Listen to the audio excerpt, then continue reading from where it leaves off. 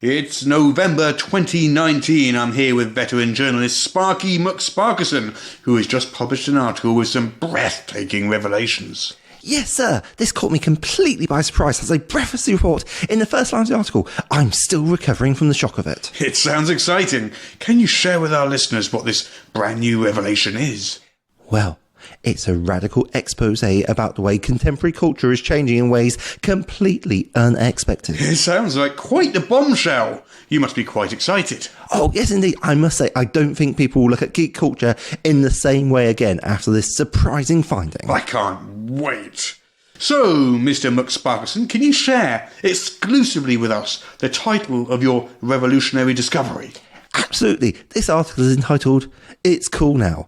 Why Barrows and Bear Owls is casting its spell again. It covers an astonishing resurgence of that 1970s bastion of nerds, Barrows and Bear Owls. Unbelievable, isn't it?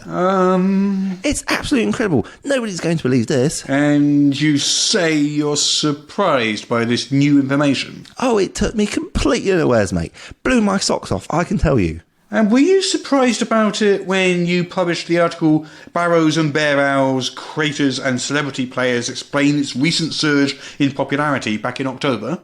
Well, it's quite staggering, don't you think? Well, how staggering was it when you wrote, In a chaotic world, Barrows and Bear Owls is resurgent earlier this month?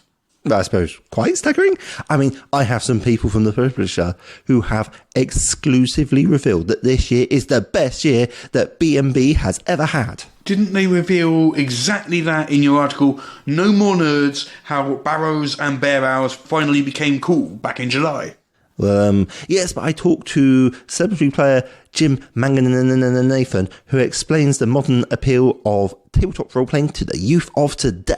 But didn't you talk to celebrity player Don Wiesel about his love for B&B back in the article, Why the Cool Kids Are Playing Barrows and Bear Owls in April?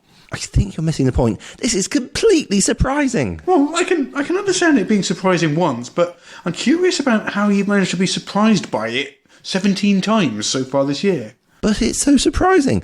Did you know that some of the current growth in the game can be attributed to the TV show Stranger Things? Well, given that you've mentioned it in 7 articles this year, including July's Barrows and Bear Owls Cool, Stranger Things Have Happened, yes, I did know that. I don't think you're fully appreciating the complete surprise that this is to me. What about April's How Barrows and Bear Owls Somehow Became More Popular Than Ever? And July's How Stranger Things and Hollywood fans are taking Barrows and Bear Owls out of the basement and into the mainstream, or even last month's How Barrows and Bear Owls Still Dominates.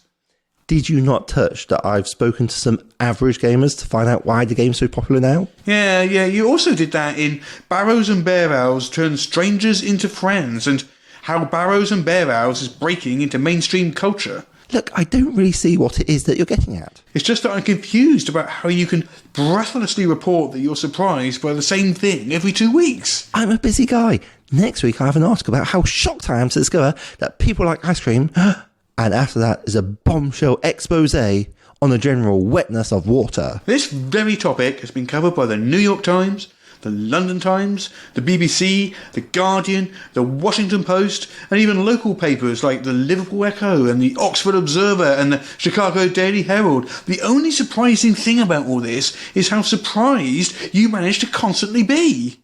Surprised? What? Short attention span? Oh, a squirrel!